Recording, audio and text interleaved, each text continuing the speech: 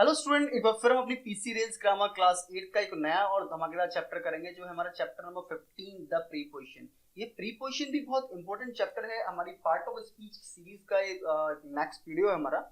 Preposition देखा जाए तो बेसिकली बिना प्रीपोजिशन के आप बहुत सारी चीजें मिस कर पाते हो। प्रीपोजिशन एक बहुत ही वास्ट टॉपिक है। अगर बोला जाए, अगर बात की जाए तो प्रीपोजिशन की पूरी पार्ट ऑफ स्पीच में प्रीपोजिशन, एडवर्ब, प्रीपोजिशन, कंजक्शन, ये तीन जो मेन टॉपिक हैं जिनको समझने के लिए ना बहुत ज्यादा दिमाग लगाना पड़ता है। तो प्रीपोजिशन को भी हम थोड़ा शॉर्ट में ही समझेंगे। मैं आपको ओवरव्यू दूंगा एंड देन हम अपनी एक्सरसाइज सॉल्व करेंगे। आपको उन सारी चीजों के बावजूद भी कुछ ऐसे एक्स्ट्रा फैक्ट बताऊंगा जो आपको जानने की बहुत ज्यादा जरूरी है। ओके, तो बिना टाइम को बेसकर स्टार्ट कर लेते हैं। जैसे आप देख पा रहे हो, सेंटेंस लिखा है there is a cow in the field. तो यहाँ पे पर्टिकुलर अगर आप देखोगे तो यहाँ पे वर्ड आया दैट इज इन। तो यहाँ there is a cow in the field. Basically preposition होती क्या है, जो पर्टिकुलर एक नाउन और प्रोनाउन या दो नाउन या दो प्रोनाउन के बीच में अगर रिलेशन को शो कर दें तो उनको हम प्रीपोजिशन कहते हैं। वैसे प्री का मतलब प्री मतलब पहले और पोजीशन मतलब जो जगह होती है, मतलब प्री पहले जगह लेने वाले। अगर आप यहाँ पे देखोगे तो बेसिकली मीन्स क्या निकलता है इस चीज का कि जब हम अगर डेफिनेशन के बारे में बात करें तो यहाँ लिखा है प्रीपोजिशन। मैं थोड़ा बड़ा कर देता हूं उसको। Preposition is a word place before a noun और pronoun to show its relation. Basically क्या हो रहा है, नाउन और प्रोनाउन से पहले आने वाले वर्ड्स के बीच, मतलब या ऐसे मान सकते हो कि दो पर्टिकुलर नाउन और प्रोनाउन के बीच में अगर ये रिलेशन को शो करते हैं तो ये प्रीपोजिशन हो जाता है। ठीक है, thing denoted by the stand regardless something else. The word preposition means that is the place before, है ना। देखो बेसिकली यहाँ ऐसे ही यहाँ सेम सेंटेंस में क्या हो रहा है, यहाँ पे देयर इज अ काउ, एक गाय है। कहां पर है, इन द फील्ड। अब यहाँ पे फील्ड में और काउ के बीच में जो रिलेशन को शो कर रहा है वो है हमारी प्रीपोजिशन इन, है ना। अब बेसिकली देखा जाए तो नेक्स्ट सेंटेंस में यहाँ पे there is a fond of tea, he is fond of tea. वो जो है फॉन्ड मतलब चाय का शौकीन है। वैसे फॉन्ड के बाद हम प्रीपोजिशन ऑफ का यूज करते हैं। वो यहाँ पे जो पर्टिकुलर ही है और टी है, उन दोनों के यहाँ पे फॉन्ड का यूज करते हुए इन दोनों के बीच में रिलेशन को शो किया गया। ठीक है, the cat jumped off the chair. तो यहाँ पे क्या है, दो पर्टिकुलर सेंटेंसेस, दो पर्टिकुलर नाउन या प्रोनाउन के बीच में जो रिलेशन को शो करते हैं वो हमारी प्रीपोजिशन कहलाता है। ठीक है, यहाँ इसका ओवरव्यू आप देख सकते हो। जैसे यहाँ पे मैं इन प्रीपोजिशन के बारे में अगर बात की जाए तो प्रीपोजिशन में आप टू और मोर ऑब्जेक्ट। देखो प्रीपोजिशन, देखो बेसिकली हमने बात करी थी ऑब्जेक्ट वाला चैप्टर जब आया था, ऑब्जेक्ट जो हम देखे थे, मैंने आपको बताया था, उस समय भी बताया था कि ऑब्जेक्ट बेसिकली हमारे तीन टाइप के ऑब्जेक्ट होते हैं। कौन कौन से ऑब्जेक्ट होते हैं हमारे, अगर बात की जाए तो पहला जो ऑब्जेक्ट है हमारा डायरेक्ट ऑब्जेक्ट, दूसरा जो हमारा ऑब्जेक्ट होता है वो होता है इनडायरेक्ट ऑब्जेक्ट, और तीसरा जो हमारा ऑब्जेक्ट है उसे हम कहते हैं प्रीपोजिशनल ऑब्जेक्ट। तो प्रीपोजिशनल ऑब्जेक्ट क्या होता है, अगर किसी पर्टिकुलर ऑब्जेक्ट से पहले अगर प्रीपोजिशन आ जाती है तो हम उसको प्रीपोजिशन ऑब्जेक्ट कहते हैं। ठीक है, मैं ये ऑब्जेक्ट आपको सारे डिटेल में समझाऊंगा जब हम बात करेंगे हमारे डायरेक्ट इनडायरेक्ट और पैसिव वॉइस के बारे में। नेक्स्ट हमारे आने वाले चैप्टर्स में हमारे पैसिव वॉइस हम पढ़ेंगे, तब आपको डायरेक्टली डिटेल में समझाने वाला हूँ कि कैसे कैसे काम करती है, क्योंकि बिना ऑब्जेक्ट के पैसिव वॉइस होगा ही नहीं। तो उस समय हम बहुत डिटेल में समझेंगे। मतलब आप ये जान लो कि हमारे तीन टाइप के ऑब्जेक्ट होते हैं। एक को हम कहते हैं डायरेक्ट ऑब्जेक्ट, है ना, एक को कहते हैं हम इनडायरेक्ट ऑब्जेक्ट, और एक को हम कहते हैं प्रीपोजिशनल ऑब्जेक्ट। अब यहाँ पे डायरेक्ट ऑब्जेक्ट और इनडायरेक्ट ऑब्जेक्ट में क्या होता है, देखो डायरेक्ट ऑब्जेक्ट वो ऑब्जेक्ट है जो किसी थिंग के लिए यूज हो रहा है, इनडायरेक्ट ऑब्जेक्ट वो है जो किसी पर्सन के लिए यूज हो रहा है, और ऑब्जेक्ट वो क्या है, और प्रीपोजिशनल ऑब्जेक्ट क्या है, अगर किसी ऑब्जेक्ट से पहले अगर प्रीपोजिशन आ गई है तो वो हमारा प्रीपोजिशनल ऑब्जेक्ट में आ जाता है। ठीक है, the road runs over hill and plain. जो रोड है वो रन कर रहा है कहाँ पे, ओवर हिल, हिल्स के ऊपर, एंड प्लेन्स पे। प्लेन्स और हिल्स के बीच में से क्या हुआ है, रोड्स को निकाला गया, उनके ऊपर से वो काम निकल के जाता है। Preposition usually placed before it's but sometimes it follow as it is. Like here is the box that you ask for, what are you looking at। देखो बेसिकली बीच में यूज होते हैं, लेकिन यहाँ पे अगर देखो यहाँ पे ये बाद में आ रहा है, लाइक फॉरवर्ड यूज हुआ, यहाँ पे एट वर्ड यूज किया, what are you thinking of, यहाँ पे ऑफ वर्ड का यूज किया गया, which of the chair did you sit on, यहाँ पे लास्ट में इनका यूज किया गया, that is the boy whom I was speaking about। तो यह होम जो पर्टिकुलर वर्ड यहाँ पे हुआ। प्रीपोजिशन यूजली प्लेस किए जाते हैं at the end word in the sum object interrogative form में, जैसे सेंटेंस नंबर 2 में और 3 एंड 4 में लिखा हुआ है relative pronouns understood as in the sentence 5। तो वो प्रीपोजिशन फॉर, फ्रॉम, ऑफ, यहाँ बेसिकली बहुत सारे जो है हमारे प्रीपोजिशंस होते हैं, like according to, for the sake, in order to, agreeably, in accordance, in spite of. यहाँ पे अगर आप देखो तो बहुत सारी चीजें आपको दी हुई हैं। कुछ प्रीपोजिशन फ्रेजेस के बारे में बात की गई है, आपको बहुत सारे फ्रेजेस आपको बताएं। यहाँ प्रीपोजिशन प्रीपोजिशंस के बारे में बताया गया हुआ है। देखिए हमारी प्रीपोजिशन के बाद हमें एक्सरसाइजेस दे रखी हुई हैं। एक्सरसाइज में हमसे यहाँ पे पूछा गया जो हमारी प्रीपोजिशंस होती है, जैसे मैंने उस दिन आपको लास्ट वीडियो में हमने आपसे कहा था कि इन जो है पर्टिकुलर एडवर्ब, जो हम एडवर्ब चैप्टर जो पढ़ रहे थे मैं आपको बताया था ये जो है हमारे एडवर्ब प्लेस का भी काम करता है, लेकिन यहाँ पे एडवर्ब यहाँ पे ये प्रीपोजिशन के लिए भी काम कर रहा है। तो ये प्रीपोजिशन के लिए कब काम करेगा और एग्जेक्टिवली क्या काम करेगा मैंने आपको उस सब वीडियो में बताया था। अगर आपने वो वीडियो पर्टिकुलर नहीं देखी तो डिटेल में जाकर देख लेना, क्योंकि बेसिकली आपने वीडियो देखी होगी, आपने एक्सरसाइज कंप्लीट करने के लिए देखी होगी, लेकिन एक्सरसाइज कंप्लीट करने के साथ साथ बहुत सारी चीजें हैं जो मैं आपको बीच बीच में बताता रहता हूँ। तो यहाँ पे भी हम क्या करने वाले हैं, यहाँ पे भी हम अपनी एक्सरसाइज को कंप्लीट करेंगे, ठीक है, और उसके साथ साथ जो मेन पॉइंट्स हैं प्रीपोजिशन के रिगार्डिंग उसको हम सॉल्व करेंगे। तो बिना टाइम को वेस्ट करे पहले चलते हैं अपनी पीपीटी पे और इन सारी जो हमारी एक्सरसाइजेस दे रखी हैं इनको समझ लेते हैं कि कैसे कैसे इसमें सॉल्व होंगी और क्या क्या प्रीपोजिशन हमारी आती हैं, ठीक है। Now we are on the PPT and I welcome you in all channel Padhai Likhai. अगर आपने अभी तक हमारे चैनल को लाइक नहीं करा हुआ है, शेयर नहीं करा है दोस्तों के साथ में और सब्सक्राइब नहीं किया है तो फटाफट से कर दीजिए, क्योंकि इतना वैल्यूएबल कंटेंट आपको किसी और चैनल पर नहीं मिलेगा। अब बिना टाइम को वेस्ट करे फटाफट से अपनी वीडियो को स्टार्ट कर लेते हैं, जो है हमारी चैप्टर नंबर 15 प्रीपोजिशंस के बारे में।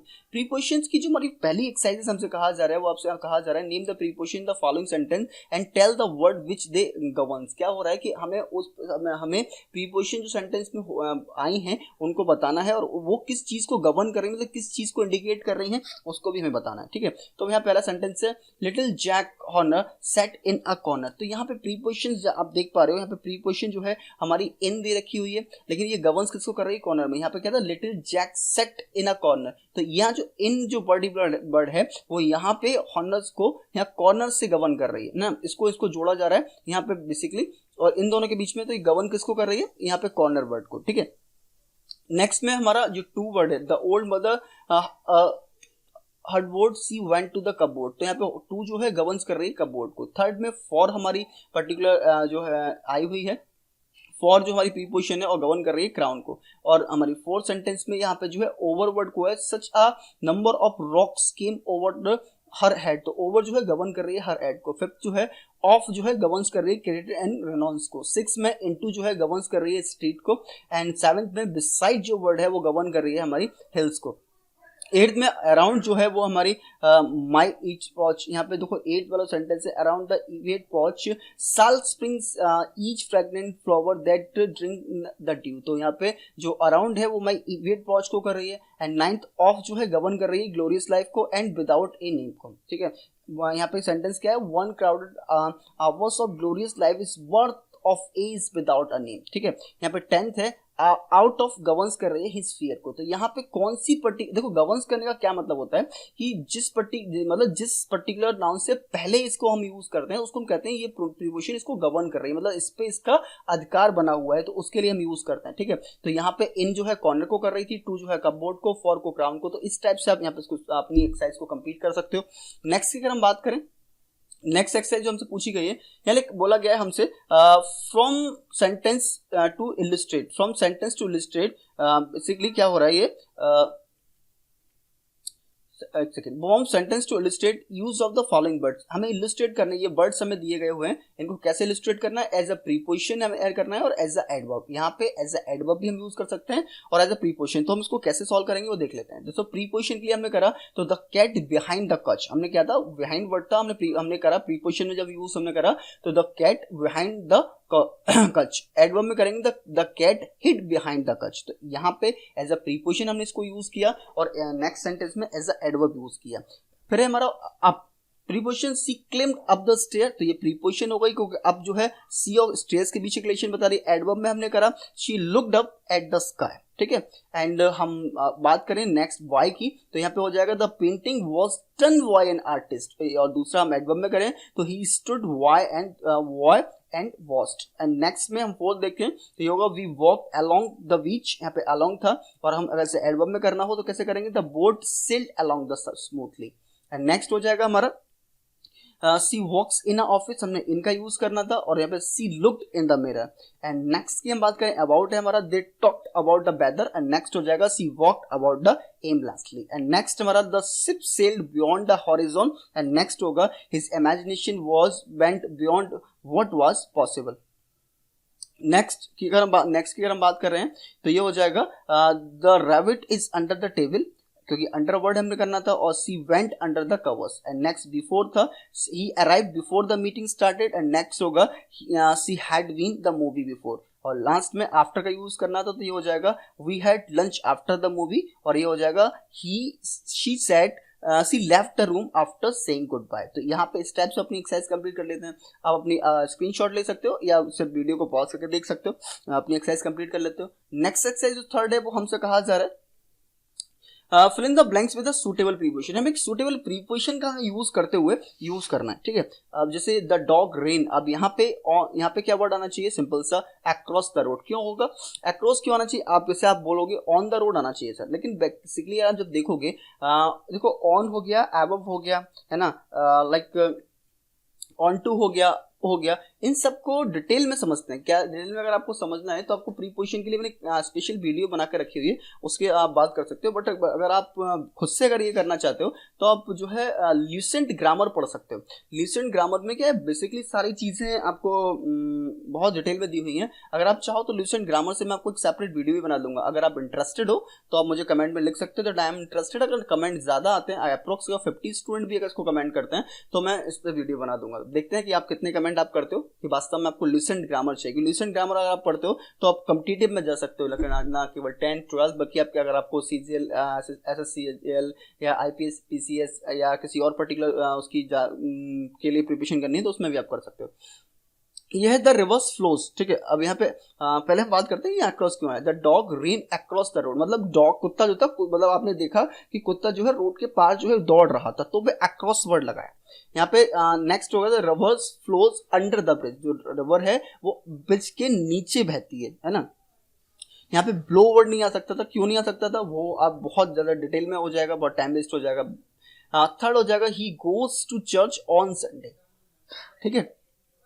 नेक्स्ट है the burglar jumped over the compound wall, and fifth में I will sit at my desk to do my lesson. Fifth हो जाएगा O God keep me from sin, and seventh में I wait it for 45 kg 45 kg। अच्छा मैं आपको अगर आप computer use करते हो तो आपको एक ट्रिक बताता हूँ कि क्या होता है कि @ साइन लगाने में बड़ी दिक्कत आ जाती है। जब भी मैं आपका टाइप कर रहा था तो मुझे वास्तव में ये बार बार आपको वर्ड में या उसमें जाने के लिए फिर आपको सिंबल में जाना पड़ता है और करना पड़ता है। तो सिंपल सा आप Ctrl Alt और आप जो कीबोर्ड में ये आपके 1 2 3 4 होते हैं, ये एक तो साइड में 1 2 3 4 लिखे हुए हैं, है ना, नंबर लिखा हुआ है। एक आपका जो होता है जहाँ F1 F2 F3 के नीचे आपको नंबर लिखे हुए होते हैं, जिसपे आपको ऊपर से @ के बाद में 2 लिखा है, हैश के बाद 3 लिखा है। तो अगर आप आपका Ctrl Alt और यहाँ पे डॉलर वाला 4 दबाते हो ना, तो अपने आप जो है यहाँ पे जो आपका रुपीज का साइन आ जाता है। तो अगर आप ऐसा करना चाहो तो आप कर सकते हो, आपकी नॉलेज के लिए बता रहा हूँ।